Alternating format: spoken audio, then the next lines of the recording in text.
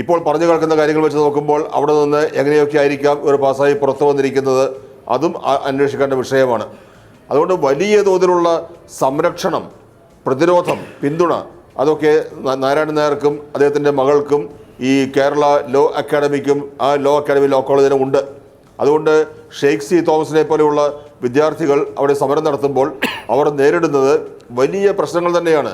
അത്ര അനായാസം അവർക്ക് ജയിച്ചു കയറാൻ കഴിയാത്ത രീതിയിൽ വലിയ തോതിലുള്ള പ്രതിരോധം എല്ലായിടത്തു നിന്നും, ഇപ്പോൾ രാഷ്ട്രീയ പാർട്ടികളിലൊക്കെ പിന്തുണ ഉണ്ട് എന്ന് പറയുമ്പോൾ പോലും എല്ലായിടത്തു നിന്നും ഈ വിദ്യാർത്ഥികൾക്കെതിരെ, പ്രക്ഷോഭകർക്കെതിരെ അവിടെ ഉണ്ടാകും. തീർച്ചയായും ലളിതമായി ജയിച്ചു കയറാൻ പറ്റുന്ന ഒരു സമരമല്ല അവിടെ നടക്കുന്നത്. ശ്രീ വി മുരളീധരൻ, വളരെ ശക്തമായ സമരരംഗത്ത് നിങ്ങളുള്ളപ്പോഴാണ് ഇന്നിപ്പോൾ ലക്ഷ്മി നായർ ഇതേക്കുറിച്ച്, അവിടുത്തെ പ്രിൻസിപ്പൽ ഇതിനെക്കുറിച്ച് പ്രതികരിക്കുന്നത്.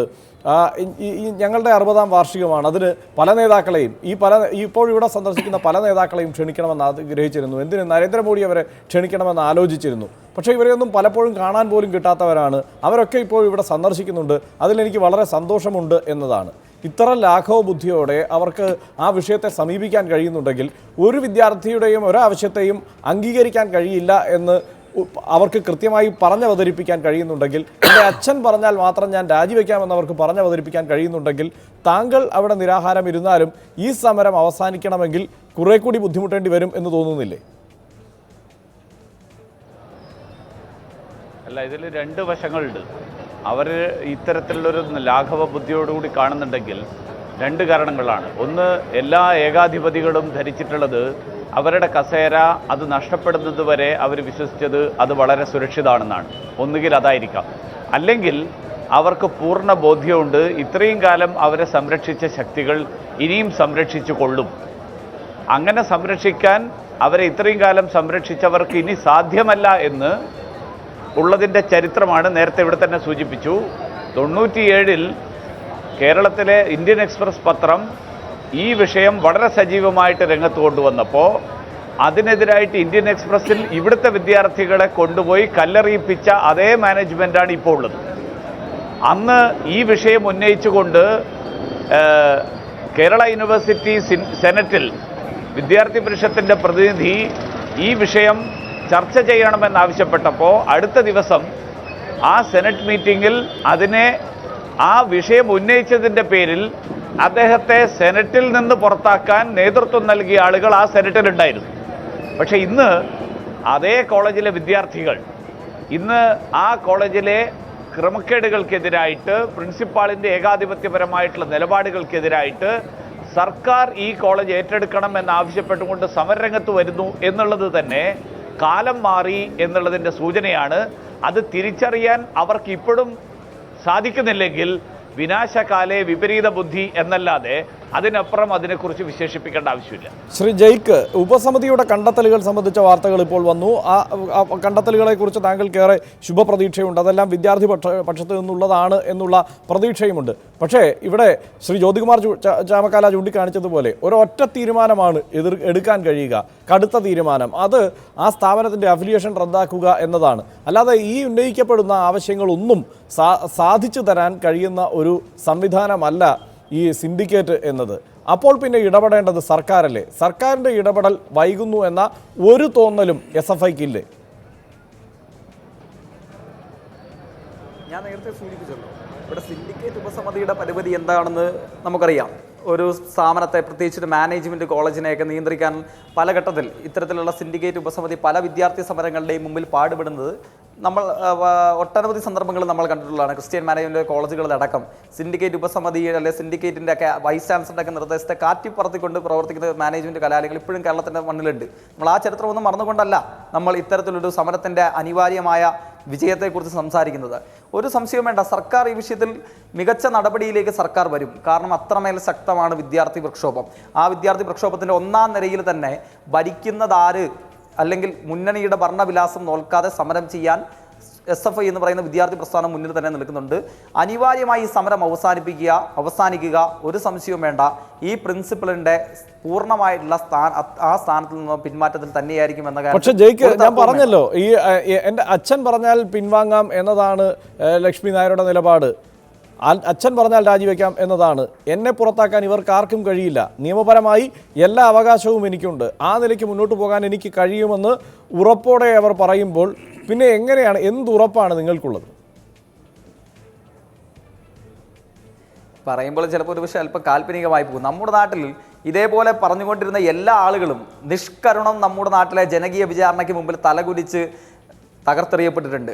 എത്രയോ ഇപ്പോൾ ഈ കാലഘട്ടത്തിൽ പോലും ഈ കേരള സർവകലാശാലയിൽ തന്നെയായിരുന്നല്ലോ JC വിളനിലമെന്ന് പറയുന്ന വൈസ് ചാൻസലർ ഉണ്ടായിരുന്നത്. ചവിട്ടി നിൽക്കാൻ ഒരു നിലമില്ലാതെ നമ്മുടെ നാട്ടിലെ വിദ്യാർത്ഥി സമരങ്ങളുടെ മുമ്പിൽ ഓടിയൊളിക്കേണ്ട വന്നിട്ടുണ്ട് അത്തരത്തിലൊരു വൈസ് ചാൻസലർക്ക്. നമ്മുടെ നാട്ടിൽ തന്നെ എത്രയോ ഏകാധിപതികളുടെ ചരിത്രം നമുക്ക് ഓർത്തെടുക്കാൻ വേണ്ടി സാധിക്കും. പക്ഷേ ഇത് അത്തരം ഒരു സംവിധാനമല്ല അജയ്ക്ക്. ഇതിപ്പോൾ ഒരു സ്വകാര്യ സംവിധാനമാണ്. ഇത് സമ്പൂർണ്ണമായും സ്വകാര്യവൽക്കരിക്കപ്പെട്ടിരിക്കുന്ന ഒരു സംവിധാനമാണ്. അവർ പറയുന്നുണ്ട് 50% എനിക്ക് സ്വന്തം നിലയ്ക്ക് ഞങ്ങൾക്ക് മാനേജ്മെൻറ്റിന് അഡ്മിഷൻ കൊടുക്കാവുന്ന ഒരു സ്ഥാപനമാണ് എന്ന്. വളരെ വ്യക്തമാണ് ആ വാക്കുകളിൽ നിന്ന് ആ സ്ഥാപനത്തിൻ്റെ സ്വഭാവം എന്താണ് എന്ന്. ആ അവസ്ഥയിലേക്ക് അത് എത്തിച്ചേർന്നിട്ടുള്ളത് ഒരു സ്വകാര്യ സ്വത്തായി മാറിയിട്ടുണ്ട്. അങ്ങനെയാണ് ഈ ഒരു കേസ് എന്നത്, ഈ ഒരു വിഷയം എന്നത്, ഈ രണ്ട് കേസുകളും പരസ്പരം ബന്ധപ്പെട്ട് നിൽക്കുന്ന തലത്തിലേക്ക് വളരുന്നത്. ആ അവസരത്തിലാണ് CPMൻ്റെ സംസ്ഥാന സെക്രട്ടറി പറയുന്നത് അത് ആ ക്യാമ്പസിനുള്ളിലെ മാത്രം പ്രശ്നമാണ് എന്ന്. അത് SFI അംഗീകരിക്കുന്നുണ്ടോ? ഞാൻ നേരത്തെ സൂചിപ്പിച്ചല്ലോ, CPIMൻ്റെ സംസ്ഥാന സെക്രട്ടറി പറയുന്നത് അംഗീകരിക്കാതിരിക്കുകയോ അല്ല SFIയുടെ ജോലി. ഞങ്ങൾ ഇപ്പോഴും, ഞാൻ നേരത്തെ പറഞ്ഞ പോലെ തന്നെ, ഞങ്ങൾ ശക്തമായി അവിടെ ഒരു വിദ്യാർത്ഥി പ്രശ്നവുമായി ബന്ധപ്പെട്ട് ഒന്നാമത് സമരം ചെയ്യുന്ന സംഘടന തന്നെയാണ്.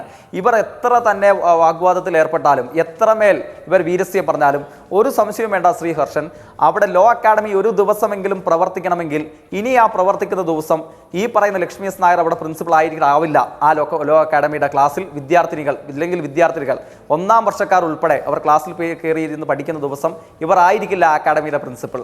അല്ലാത്ത പക്ഷം ആ അക്കാഡമി തുറന്നു പ്രവർത്തിക്കാൻ വേണ്ടി പോകുന്നില്ല. വിദ്യാർത്ഥി സമരം ഇതേപോലെ ശക്തമായി രണോത്സുകമായി തന്നെ ലോ അക്കാഡമിയുടെ മുമ്പിൽ മുന്നോട്ടേക്ക് നീങ്ങുക തന്നെ ചെയ്യും. അതിന് ആര് ഇടപെടും? ആ നിലയ്ക്കൊരു ആ നിലയ്ക്ക് കാര്യങ്ങളെ അവതരിപ്പിക്കാനും ഇപ്പോൾ വളരെ കൃത്യമായി തന്നെയാണ് വിദ്യാർത്ഥി പ്രതിനിധികൾ പറയുന്നത്. എന്തായാലും ആ സമരം അങ്ങനെ തന്നെ നിലനിൽക്കും. അവിടെ വിദ്യാഭ്യാസം വീണ്ടും ആരംഭിക്കണമെങ്കിൽ, അവിടെ പഠനം വീണ്ടും ആരംഭിക്കണമെങ്കിൽ ഇവർ ആ സ്ഥാനത്ത് നിന്ന് മാറി നിന്നാൽ മാത്രമേ ആരംഭിക്കുമെന്ന് ഇവർക്കും പറയാൻ കഴിയുന്നുണ്ട്. ശക്തമായി തന്നെയാണ് ജയിക്കത് പറയുന്നത്. പക്ഷേ അതിന് ആരെങ്കിലും ഇടപെടണ്ടേ? ആരെങ്കിലും ആ തരത്തിലേക്ക് കാര്യങ്ങളെ എത്തിക്കാൻ വേണ്ടിയുള്ള ഒരു ഇടപെടൽ നടത്തേണ്ടേ? അത് ഏതെങ്കിലും ഭാഗത്ത് ആ നിലയ്ക്കുള്ള പ്രതീക്ഷയുടെ കിരണമുണ്ടോ? പക്ഷേ ഇതിനകത്ത് ആരും ഇടപെടേണ്ട ആവശ്യമൊന്നുമില്ല. ഇന്ന് ഈ നിമിഷം ലക്ഷ്മി തീരുമാനിച്ചാൽ മതി, അല്ലെങ്കിൽ ശ്രീ നാരായണൻ നായർ സാർ തീരുമാനിച്ചാൽ മതി. ലക്ഷ്മി നായർ തന്നെ പറയുന്നു എൻ്റെ അച്ഛൻ പറഞ്ഞാൽ ഞാൻ രാജിവെക്കാമെന്ന്. ആദ്യം പറഞ്ഞ് ലക്ഷ്മി നായർ പറഞ്ഞു ആര് പറഞ്ഞാലും ഞാൻ രാജിവെക്കില്ല എന്ന്. പിന്നീട് നാരായണൻ നായർ സാർ പറഞ്ഞു ഇത് രാജിവെക്കേണ്ട കാര്യമേ ഇല്ല എന്ന്. അപ്പോൾ അച്ഛനും മകളും കൂടെ സർക്കാരിൻ്റെ 12 ഏക്കർ ഭൂമി കൈവശപ്പെടുത്തി, പിന്നാമ്പുറങ്ങളിലൂടെ കൈവച്ചിട്ട് ഇപ്പോൾ അവിടെ ഇരുന്നുകൊണ്ട് ഒരു കോളേജും തുടങ്ങിയിട്ട് പറയുകയാണ് ഞാൻ മാറണമെങ്കിൽ എൻ്റെ അച്ഛൻ പറയണം, എൻ്റെ അച്ഛൻ പറഞ്ഞാലേ ഞാൻ മാറൂ, എൻ്റെ അച്ഛൻ പറയുന്നു മാറണ്ടെന്ന് പറയുന്നു. ഈ രീതിയിലേക്ക് കേരള സമൂഹത്തെ വെല്ലുവിളിക്കുന്നത് ശരിയല്ല.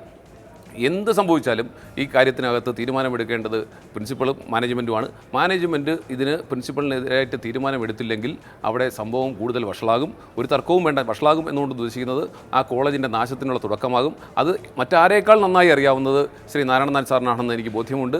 അദ്ദേഹം അതിന് ഉചിതമായ തീരുമാനമെടുക്കും. അതിലേക്കാണ് കാര്യങ്ങൾ പൊയ്ക്കൊണ്ടിരിക്കുന്നത്. അതിന് കാരണവുമുണ്ട്. ഈ 12 ഏക്കർ വിട്ടുകളയാൻ നാരായണൻ നായർ സാർ ഒരിക്കലും സമ്മതിക്കില്ല.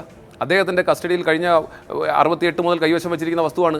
ഈ 12 ഏക്കർ സ്ഥലത്ത് അദ്ദേഹത്തിൻ്റെ മകളെ പ്രിൻസിപ്പളായി തുടരണോ അതോ 12 ഏക്കർ വേണമെന്ന് ചോദിച്ചാൽ അദ്ദേഹം 12 ഏക്കർ മതിയെന്നേ പറയും. ഒരു തർക്കവും വേണ്ട.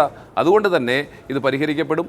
സർക്കാരിൻ്റെ കോളേജിൻ്റെ അഫിലിയേഷൻ പോകുന്നു, അല്ലെങ്കിൽ സർക്കാർ ഭൂമി തിരിച്ചെടുക്കുന്നു എന്ന് കണ്ടാൽ നിർബന്ധമായും അദ്ദേഹം മകളെ പ്രിൻസിപ്പൽ സ്ഥാനത്ത് നിന്ന് മാറ്റുന്നുള്ള ആർക്കും ഒരു സംശയമില്ല. 1. 2, ഈ വിഷയവുമായി ബന്ധപ്പെട്ട് പോലീസ് പവർ എന്ന് പറയുന്ന സാധനം ഉണ്ടല്ലോ.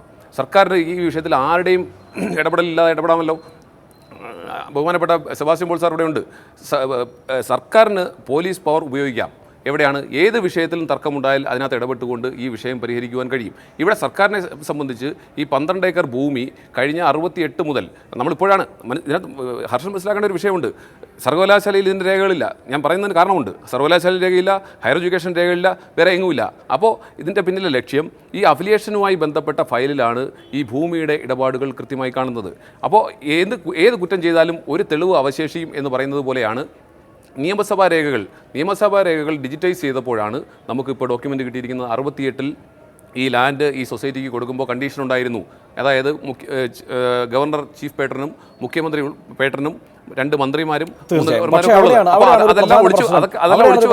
ഇന്ന് ലക്ഷ്മി നായർ ആ കാര്യത്തിൽ വ്യക്തത തന്നിട്ടുണ്ട്. കെ കരുണാകരൻ സർക്കാരിന്റെ കാലത്ത് 1985 ഈ ഭൂമി പതിച്ചു നൽകിയിട്ടുണ്ട്. അതിന് മറുപടി പറയാം.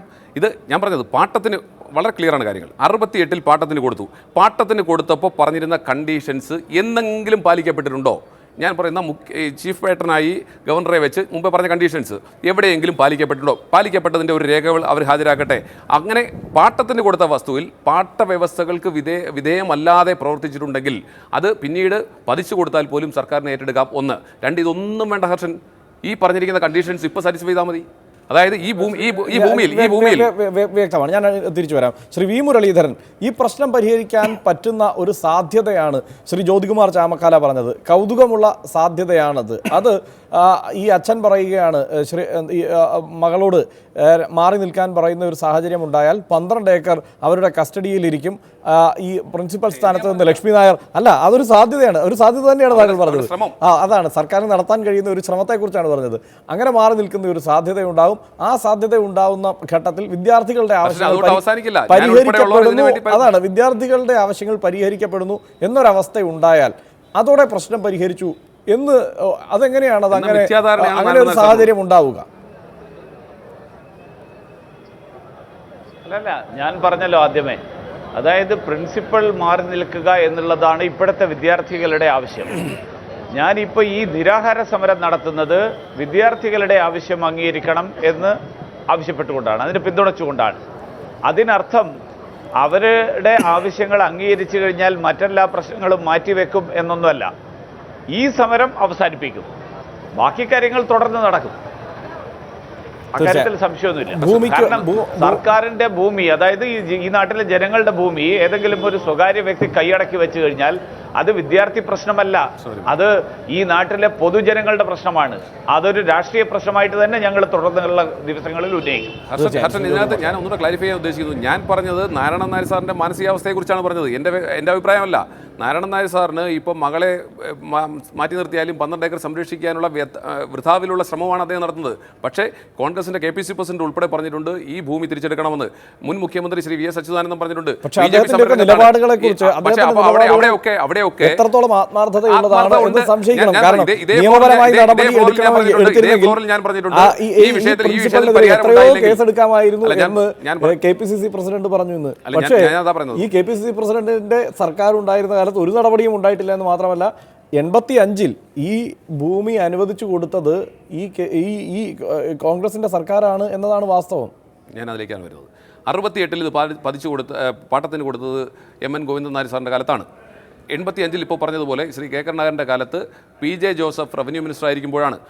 ശ്രീ PJ ജോസഫിൻ്റെ കേരള കോൺഗ്രസിലെ സംസ്ഥാന ഭാരവാഹിയായിരുന്നു ശ്രീ നാരായണൻ നായർ സാറിൻ്റെ ഭാര്യ.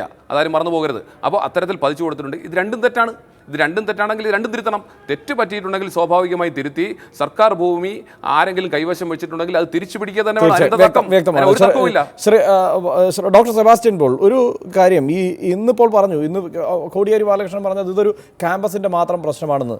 ഈ സമീപകാലത്തുണ്ടായതാണ് ഫിലിം ഇൻസ്റ്റിറ്റ്യൂട്ടിലെ വിവാദം, അതിൻ്റെ ഭാഗമായി ഉണ്ടായ സമരം, JNUവിലെ സമരം, പോണ്ടിച്ചേരി യൂണിവേഴ്സിറ്റിയിലെ സമരം, ഇതെല്ലാം അതാത് ക്യാമ്പസിൻ്റെ സാഹചര്യത്തിൽ പരിശോധിച്ചാൽ ആ ക്യാമ്പസിൻ്റെ മാത്രം പ്രശ്നമായിരുന്നു. അതൊക്കെ ആ ക്യാമ്പസിൻ്റെ മാത്രം പ്രശ്നമായിരുന്നു എന്ന നിലപാട് സ്വീകരിച്ച് മാറി നിൽക്കുകയാണോ CPM ചെയ്തത്? ഇവിടെ പക്ഷേ അങ്ങനെ ചെയ്യുന്നില്ല എന്നത് എന്തുകൊണ്ടാണ്? ഇത് എങ്ങനെയാണ് ഒരു ക്യാമ്പസിൻ്റെ മാത്രം പ്രശ്നമാവുന്നത്? ഈ നിലപാട് പൊതുസമൂഹം അംഗീകരിക്കുമോ? അല്ല, ഹർഷൻ ചൂണ്ടിക്കാണിച്ചത് ശരിയാണ്. ഇത് കേവലം ഏതെങ്കിലും ഒരു ക്യാമ്പസിൻ്റെ മാത്രം പ്രശ്നമായി നമുക്ക് പരിമിതപ്പെടുത്താൻ കഴിയില്ല. ഇതൊരു പൊതുപ്രശ്നമാണ്. പൊതുപ്രശ്നമെന്ന് പറയുമ്പോൾ സർക്കാരിനെ ബാധിക്കുന്ന വിഷയങ്ങളോട് പറഞ്ഞു, സർക്കാർ ഭൂമി, യൂണിവേഴ്സിറ്റിയെ ബാധിക്കുന്ന കാര്യം പറഞ്ഞു, അഫിലിയേഷൻ, വിദ്യാർത്ഥികളെ ബാധിക്കുന്ന കാര്യം വിദ്യാർത്ഥികൾ പറയുന്നുണ്ട്. എല്ലാ പ്രശ്നങ്ങൾക്കും പരിഹാരം ഉണ്ടാകേണ്ടിയിരിക്കുന്നു. ആ പരിഹാരം ഉണ്ടാകുന്നതിനുള്ള തടസ്സം ഞാൻ നേരത്തെ ചൂണ്ടിക്കാണിച്ചതുപോലെ നാരായണൻ നായർ എന്ന വ്യക്തി കഴിഞ്ഞ 50-60 വർഷമായി കേരളത്തിലെ നിയമരംഗം ആകെ അടക്കി വാണ വ്യക്തിയാണ്. ബാർ കൗൺസിൽ അദ്ദേഹത്തിൻ്റെ നിയന്ത്രണത്തിലായിരുന്നു, അഭിഭാഷകർ നിയന്ത്രണത്തിലായിരുന്നു. അവിടെ നിന്ന് പഠിച്ചു വരുന്നവർ തന്നെയാണ് എല്ലായിടത്തും ഉള്ളത്. അപ്പോൾ അങ്ങനെയുള്ള ഒരു അവസ്ഥയിൽ ഇപ്പോൾ ഇന്നലെ ഈ ചാനലിൽ തന്നെ ചർച്ചയിൽ സംഗീത വെല്ലുവിളിക്കുന്നത് കേട്ടു, നിങ്ങൾക്ക് ഹൈക്കോടതിയിൽ പോയിക്കൂടെ എന്ന്. ഹൈക്കോടതി എന്നൊക്കെ പറഞ്ഞാൽ എന്ത് സംഭവിക്കുമെന്ന് പറയാൻ കഴിയില്ല. ആ രീതിയിലുള്ള നിയന്ത്രണം, ആ സ്വാധീനം എല്ലാ മേഖലകളിലും ഉറപ്പിച്ചുകൊണ്ടാണ് നാരായണൻ നായരും ഇപ്പോൾ അദ്ദേഹത്തിൻ്റെ മകളും ഈ വക കാര്യങ്ങൾക്കായി ഇറങ്ങിയിരിക്കുന്നത്. ഇപ്പോൾ ലക്ഷ്മി നായർ എന്ന ലോ കോളേജ് പ്രിൻസിപ്പൽ, അവർ നിരന്തരം ടി വിയിലൂടെ ജനങ്ങളോട് സംസാരിക്കുന്ന വ്യക്തിയാണ്. പക്ഷേ അവർ ജീവിതത്തിൽ ആദ്യമായി നിയമത്തെക്കുറിച്ച് സംസാരിക്കാൻ തുടങ്ങിയത് ഇപ്പോഴാണ്.